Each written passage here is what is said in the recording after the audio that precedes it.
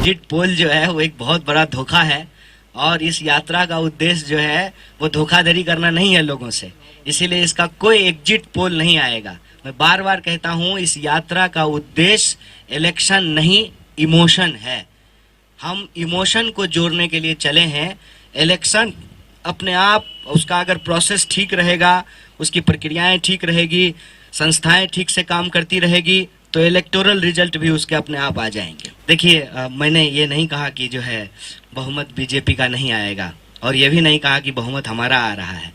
हमने गुजरात चुनाव के अंदर जो भारत जोड़ो यात्रा की भावना थी वो कैसे गुजरात चुनाव से जुड़ी हुई थी, गुजरात के लोगों की भावना भारत जोड़ो यात्रा से कैसे जुड़ी हुई थी, ये बताया। और दूसरी बात कि चुनाव के दौरान हमने क्या ऑब्जर्व किया, हमने ये ऑब्जर्व किया कि हमारी लोकतांत्रिक संस्थाओं को पंगु बनाया जा रहा है और गुजरात के आम लोगों के सवाल को चुनावी चर्चा से गायब कर दिया गया है। हमने कहा कि 22 बार प्रश्न पत्र लीक हुए और मोरबी में जो है पुल गिरा, घड़ी बनाने वाली कंपनी को पुल बनाने का ठेका दिया गया, चौकीदार को जेल में डाल दिया गया और चोर को भगा दिया गया।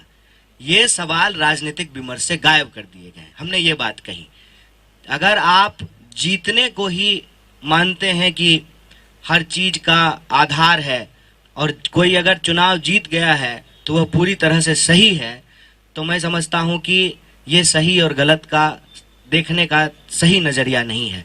कई बार गलत करते हुए भी लोग जीत जाते हैं, लेकिन अंततः जो है ना सही पे आना पड़ता है। और चुनाव के अंक गणितीय परिणाम क्या होंगे मैं उस पे नहीं जा रहा हूं, लेकिन जो भावनात्मक वस्तु स्थिति है और जो संवैधानिक स्थिति है मैं उस पे चर्चा कर रहा था। एग्जिट पोल की एग्जिट होने का समय आ चुका है। 2018 के मैं आपको याद दिलाना चाहता हूं, 2018 में मध्य प्रदेश, छत्तीसगढ़ और राजस्थान के बारे में एग्जिट पोल क्या कहे थे। तो ये एग्जिट पोल के आधार पर जो आप सवाल उठा रहे हैं ये उचित नहीं है। ये एग्जिट पोल है और हम जानते हैं कैसे ये किए जाते हैं, किनके प्रभाव से किए जाते हैं और क्यों कराया जाता है।